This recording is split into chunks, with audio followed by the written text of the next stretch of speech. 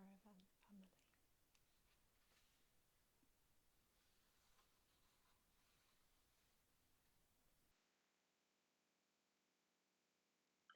Chapter 8. Off to Uncle Ned's. What fun it was to travel miles and miles in a caravan. Davy and Copper did not go fast. They went very steadily. Countryside was very beautiful just then. Sometimes the children could smell honeysuckle on the wayside hedges.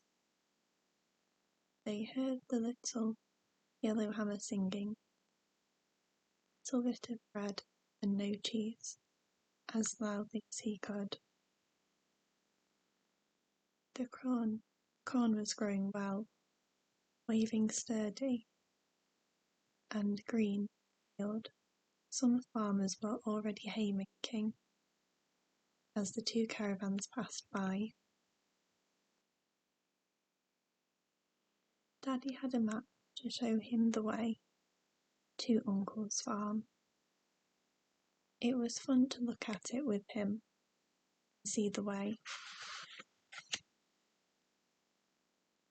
By a wood, down a hill, along by this river, said Daddy, reading the map and pointing with his finger. Yes, we should be there by tomorrow afternoon. Down long dusty lanes went the two caravans, the horses' hooves making a clip-clopping noise as they walked. Daddy kept off the main road when he could. The lanes were so much prettier. Sometimes the girls sat in the caravan, and sometimes they ran beside it. Once there was a great scare because Anne disappeared. Anne? Where's Anne? Suddenly said Mummy. She was running beside the caravan a few minutes ago.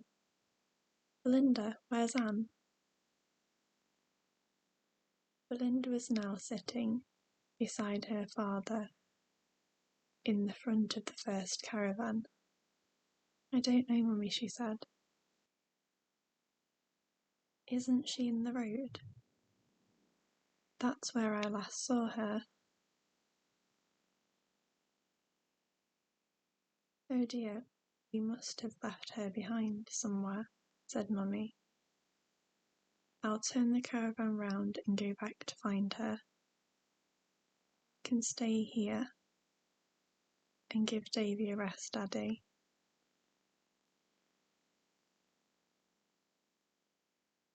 So Mummy and Mike turned around the caravan and went back to look missing Anne.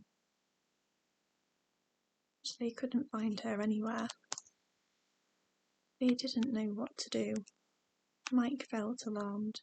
Poor little Anne. She would be so frightened that she wandered off and got really lost. Well, I don't know what to do, said Mummy. At least, gone back a long way. Look, there's Daddy, coming with his caravan, and how fast Davy is going. Daddy shouted out as he came nearer.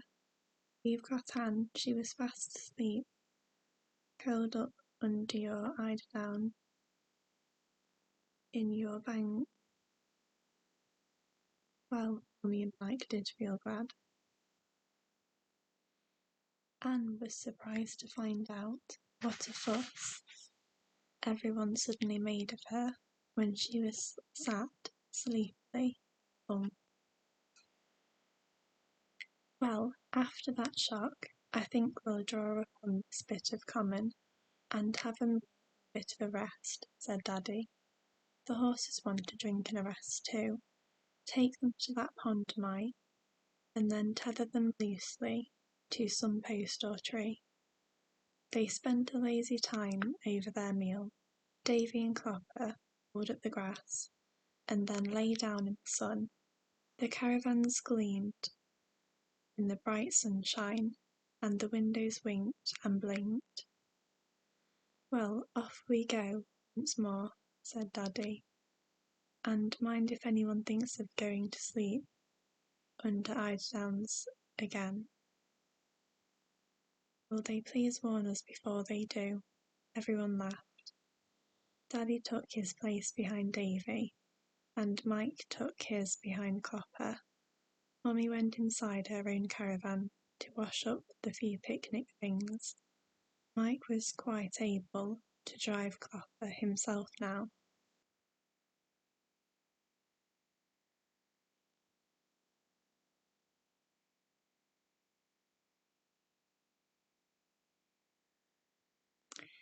That night they camped in a field full of big moon daisies and red sorrel. The horses, well fed, lay contentedly in the shadow of the caravans. "Last night we were somewhere different, and tomorrow we'll be somewhere else too," said Anne sleepily. "I do like living in a caravan with horses to take you wherever you want to go." They set off again the next day. Children got excited when at last they drew nearer to Uncle Ned's big farm. "Won't he be surprised to see us?" they said. "Oh, let's hope he hasn't done any of his haymaking yet." "That's the boundary of Uncle's farm," said Mummy suddenly, pointing to a wood in the distance. "Now we are nearly there."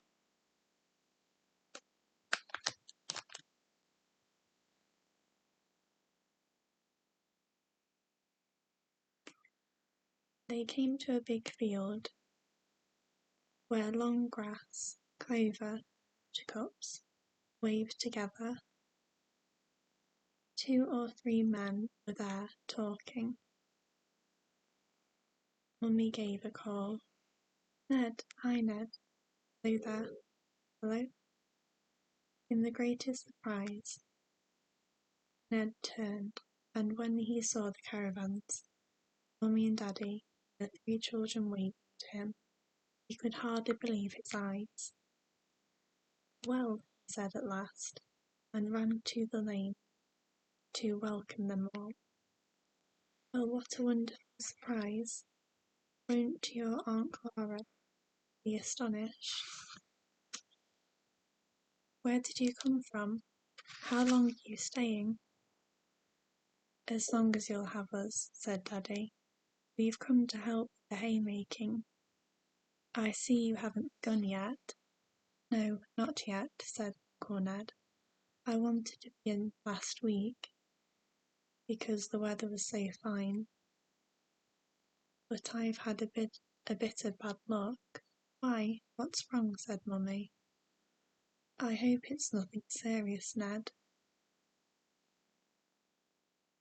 "I've 2 of my horses ill," said Uncle Ned, "so I can't cut the grass yet." "We'll lend you Davy and Copper," cried Mike. "They'll pull the machine for you. They're proper farm horses, really they are." "Come along to the farmhouse," said Uncle Ned. "Well, well, this is a bit of good news, to be sure. A whole family visit me, and 2 horses to lend me. We'll all start the haymaking tomorrow." So off they went to the farmhouse, all talking at the top of their voices.